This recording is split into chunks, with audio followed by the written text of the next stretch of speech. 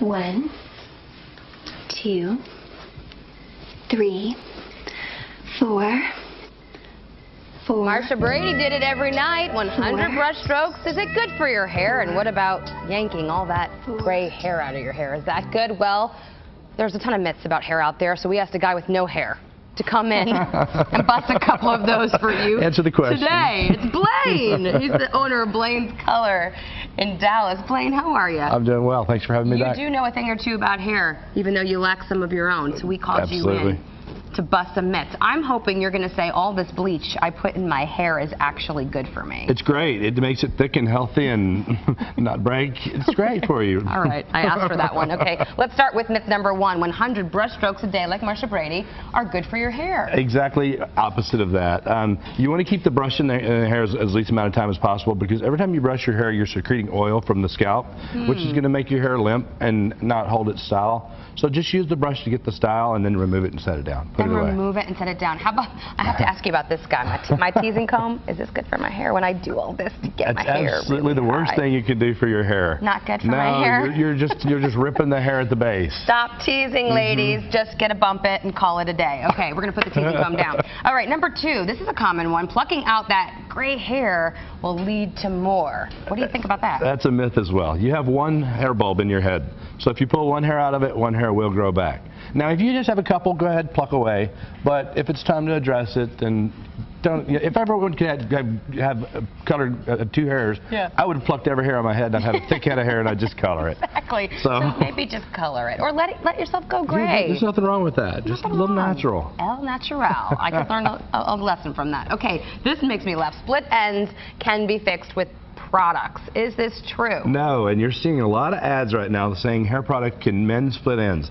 There's no fix for a split end. It's basically, your hair is just like this. If this were a strand of hair, you would have 1,000 hairs with that on them. My hair is just like this. So the key word here is amputation. Oh gosh. 6 to 8 weeks, you got to get a haircut. Got it. You know, you want that crisp end on it to make it look nice and firm. All right. So products, I think, help condition the overall hair, but split ends you really need to remove. Okay, let's continue with the conditioning the great hair, right? Okay. Home cocktails. We're talking some beer, maybe some mayo. Are they great for your hair? There's been beer, mayonnaise. Remember the Body on Tap commercials? While these do have a decent form of protein, it's still a vegetable protein, which is the highest molecule. Yeah.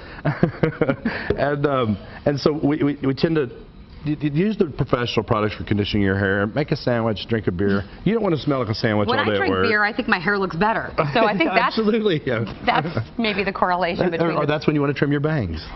I think I can cut my own hair.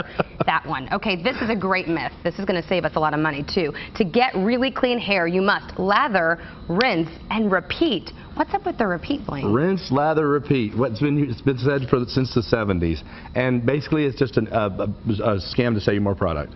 Your hair does not get dirty, per se. It may get some oil, it may get some product build up, it may get some odor, but it doesn't get dirty. You aren't rubbing it in the dirt. So you just need to give it a good, thorough shampoo, rinse it out thoroughly, and a nice cream rinse following it. Stop the repeat. Yes. We like that a lot. Let's move on to rinse your hair in cold water to prevent frizz and color fading. It's kind of a shock to the system when you've got to turn that shower to cool before you get out. And I hear this all day long, women thinking that they have to finish their shower with a cold shower so that their hair looks shinier and healthier. It doesn't. Because what do you do after you get out of the shower? You towel dry your hair, and then you hit it with a blow dryer. And so that just reverses what you just finished your cold shower with. Duh, so right? Enjoy your shower, have a good time with it. Just use good products on it. Just good products. We're learning a big thing here. Just take care of your hair. You don't have to get crazy. Okay, let's talk about these lemons, because the Vanderoff is a natural brunette. So when I was young, I would think that these lemons would make my hair blonde, along with the Sun-In that made my hair freakishly orange. What does this do for a blonde? Basically, it works in 1 in 100 scenarios. Other than that, you're putting an acidic acid on your hair and sitting in 104-degree weather. So that's just cooking your hair. It does nothing for it. It might lighten it a little bit to an orangey stage, but unless you're a light blonde to begin with, I would highly recommend staying away from the lemons. Okay, light blondes maybe, otherwise Oompa Loompa. Exactly. You're gonna Here we come. Yes. Do they still make Sun-In?